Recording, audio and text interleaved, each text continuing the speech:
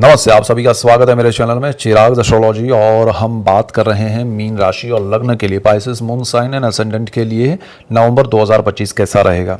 तो नवंबर मंथ में बहुत इंपॉर्टेंट है आपके लिए, क्योंकि आपकी कुंडली का मालिक, आपके राशि का मालिक जो है वो जुपिटर है, गुरु है, और वो अपनी उच्च स्थिति में ट्रांजिट कर रहा है और वो समझना ज़रूरी है। और बाकी सब जैसे मंगल का ट्रांजिट ऑलरेडी हो चुका है, जिसका मैंने डिटेल वीडियो दिया है। बुध जो है वो अपने दो स्थान में ट्रांजिट कर रहा है, कन्या और तुला में। शुक्र तुला और वृश्चिक में जाएंगे ये मंथ में।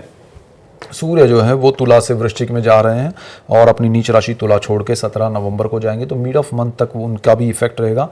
सूर्य तुला में उसका डिटेल वीडियो दिया है मैंने, और गुरु उच्च राशि में उसका भी। तो हर चीज़ का हम डिटेलिंग कर रहे हैं, हर चीज़ को समझ रहे हैं, और यहाँ भी हम स्थान के हिसाब से पूरा महीना कैसा रहेगा उसका डिटेलिंग समझेंगे। तो ऐसे ही डिटेल वीडियोस मैं लेके आ रहा हूँ आपके लिए। आप अगर नए हैं चैनल पे सब्सक्राइब कीजिए, और पुराने हैं तो बेल आइकन ज़रूर दबाइए ताकि आपको तुरंत नोटिफिकेशन मिले, और नोटिफिकेशन मिलेगा तो लाभ होगा। सो यहाँ डिटेल में हम आगे बढ़ते हैं। तो शनि जो है वो पहले स्थान में, गुरु का घर है मीन लग्न। पहला स्थान हर कुंडली का यही होता है, यहाँ से 1 2 3 ऐसे गिना जाता है पहला स्थान। तो यहाँ पर लग्न भाव है, राशि भाव है, अगर मीन है तो गुरु स्थान का मालिक है, उच्च स्थिति में है।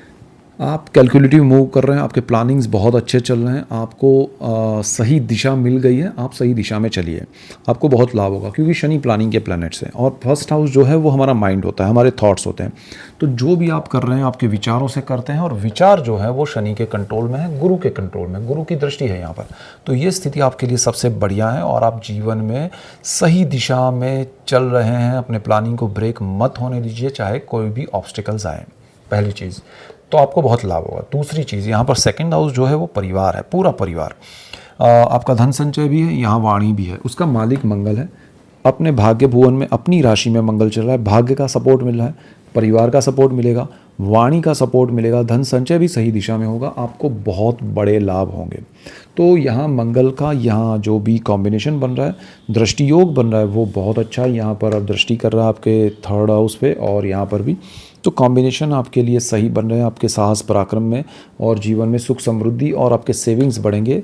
और जिनका बिजनेस वाणी से उनके लिए बहुत अच्छा है, और परिवार से आपको लाभ है, परिवार को आपसे लाभ है। थर्ड हाउस जो है वो बहुत इंपॉर्टेंट है, साहस पराक्रम का है, ब्रदर सिस्टर का है, public relation, HR, media, communication, ये सारी चीज़ें हैं यहाँ पर। तो ये इसका मालिक शुक्र है, भाग्य में मंगल के साथ है, दृष्टि योग कर रहा है। This is the best time for you. आपके कम्युनिकेशन के दायरे बढ़ेंगे, आप सही दिशा में आगे बढ़ेंगे। ब्रदर सिस्टर हैं आपके, तो उनके साथ कम्युनिकेशन अच्छे हो जाएंगे। सो ओवरऑल यहाँ पर अच्छा है। लेकिन जब सूर्य यहाँ मिड ऑफ मंथ से आएंगे तो सूर्य मंगल का अंगारक योग होगा 17 नवंबर के बाद। तो वो चीज़ यहाँ पर ओवर रिएक्ट करके या हाइपर वे में जाके कोई बड़े निर्णय लेना वो मत कीजिएगा, ठीक है। जो चल रहा है उसको मैनेज करना है। सूर्य 1 महीना यहाँ रहेंगे, फिर आगे बढ़ जाएंगे, तो वो आपको संभालना चाहिए वो समय, जैसे 17 नवंबर से 17 दिसंबर तक का समय, ठीक है। तो बाकी सब कोई नेगेटिव नहीं है। आपका कंफर्ट जोन बढ़ेगा, आपका वर्क प्लेस पे कंफर्ट बढ़ेगा, एचआर, मीडिया, कम्युनिकेशन में दायरा बढ़ेगा, बहुत अच्छा है। सुख का भाव है, उसका मालिक बुध है। बुध यहाँ पर मंथ में यहाँ आपके अपनी राशि कन्या में, और फिर यहाँ जा रहा है। सुख सुविधा समृद्धि में वृद्धि होगी, कोई नेगेटिविटी नहीं है, कोई अच्छा बहुत कुछ बुरा हो जाए, बहुत कुछ अच्छा, ऐसा नहीं है। यहाँ पर जो चल रहा है उसमें अच्छा रहेगा, आपको कंफर्ट मिलेगा, सुख समृद्धि सुविधाएं मिलेगी, चीज़ें बेहतर होती जाएगी। ओवरऑल ग्राफ स्लो होगा बट अच्छा होता जाएगा। जो लोग हायर स्टडीज़ में हैं, जो लोग सीए बनना चाहते हैं, या ऐसी कोई पढ़ाई कर रहे हैं कॉमर्स के फील्ड में, या जो लोग लॉ के फील्ड में काम करना चाहते हैं, उनके लिए this is the best time. गुरु पंचम भाव में है, पंचम भाव को लेकर ज़रा ध्यान रखना है, बिकॉज गुरु यहाँ उच्च स्थिति में है, लेकिन अपने कारक भाव में। तो संतान का स्थान है, प्रेम का है, विद्या का है, स्टॉक मार्केट का। इन सारी चीज़ों में आपको बड़े निर्णय नहीं लेने हैं, ठीक है। कोई भी निर्णय बड़े यहाँ पर नहीं लेने। सिंपल सा यहाँ पंचम भाव को लेके मेरा ये आपको एक रहेगा। आपके संतानों को लेके आपको स्ट्रेस नहीं होना चाहिए, आपको उनको स्ट्रेस में डालना नहीं चाहिए, चाहे वो पढ़ाई कर रहे हैं, जॉब कर रहे हैं, बिजनेस कर रहे हैं। संतान अगर आप कुछ भी कर रहे हैं तो उसमें आपको बड़ा इंटरेक्शन नहीं करना चाहिए, इंटरफियर नहीं करना चाहिए। अच्छा, वो कुछ करना चाहते हैं बड़ा, तो आपको उनको कहना चाहिए कि वो राय लेके करें।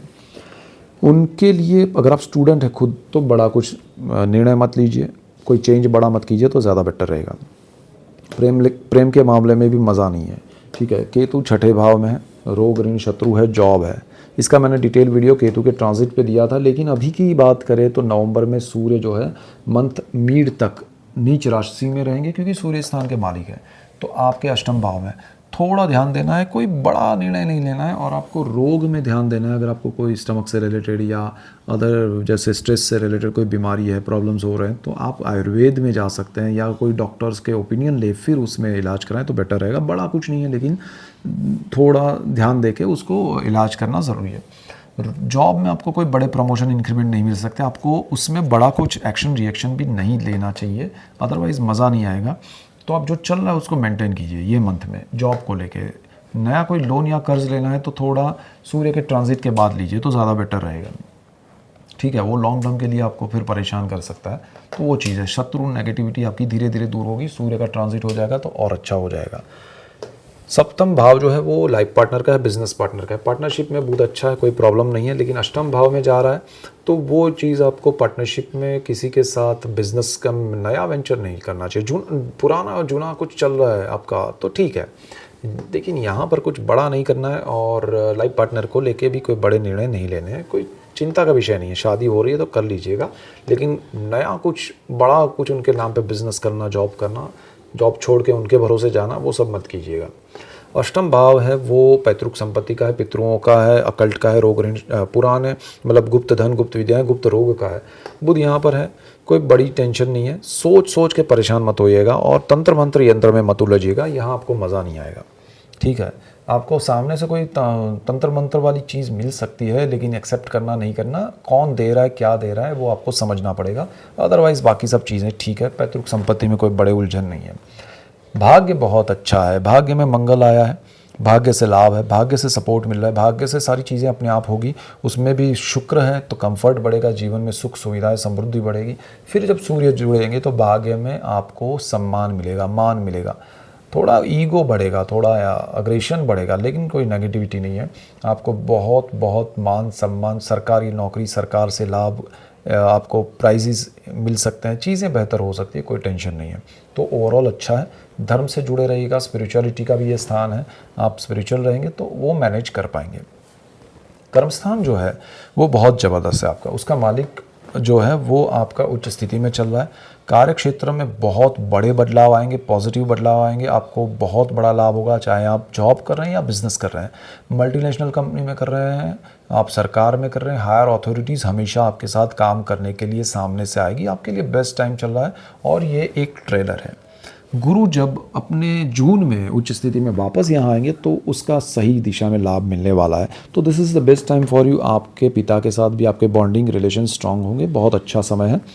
यहाँ की अगर हम बात करें तो गुरु की नीच दृष्टि आपके सोर्स ऑफ इनकम पे पड़ेगी। इनकम में थोड़ा डाउनफॉल देखने मिल सकता है, थोड़ा प्रॉब्लम कमी देखने को मिल सकती है, लेकिन अगर आप उसको मैनेज कर लेंगे तो ज़्यादा प्रॉब्लम नहीं है। बिकॉज मैनेज करने के लिए शनि है, यहाँ पर शनि पर गुरु की दृष्टि है, गुरु के घर में है।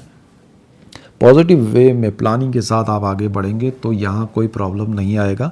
जो इनकम चल रही है उसमें कुछ छेड़छाड़ मत कीजिए, सिर्फ आप उसको मैनेज कीजिए। नया चीज़ें सेटल हो रही है वो धीरे धीरे होगी। एक बार सूर्य को निकलने दीजिए, गुरु को यहाँ से निकलने दीजिए, चीज़ें और ज़्यादा आपके लिए बेनिफिशियल हो जाएगी। यहाँ राहु है 12th हाउस में, विदेश के भुवन में। विदेश में आपको लाभ है, विदेश में आपको कोई प्रॉब्लम नहीं है, लेकिन जो स्ट्रेस है वो आपकी डिज़ायर की वजह से, आपकी इच्छाओं की वजह से। थोड़ा उसको कम कीजिए, कंट्रोल कीजिए। और जो आपने प्लान किए हैं, शनि स्थान का मालिक है, जो प्लान किए हैं उसको चलिए, उस पर फोकस करके चलिए, थोड़ा ध्यान रख के चलिए, शांत मन से चलिए तो लाभ होंगे। राहु यहाँ आपको डाइवर्जन दे रहा है, ओवर थिंकिंग दे रहा है, आपको ये भी चाहिए वो भी चाहिए, उसमें उलझा रहा है, तो जो है उसको आप भूल रहे हैं। तो आपको यहाँ ज़्यादा डिज़ायर नहीं रखनी, सारी चीज़ें बेटर होगी। शांत मन से आगे बढ़िए। तो ऐसे ही डिटेल वीडियो हर चीज़ के मैं लेके आ रहा हूँ आपके लिए, और हर चीज़ में आपको बहुत कुछ जानकारी मिलेगी। इसलिए आपको मेरा चैनल चिराग्स एस्ट्रोलॉजी लाइक करना है, शेयर करना है, सब्सक्राइब करना है, बेल आइकन ज़रूर दबाएं ताकि आपको तुरंत नोटिफिकेशन मिले और आपको लाभ हो। So that's it for today. Keep watching Chirag's astrology. Thank you for watching. God bless you and goodbye. Thank you.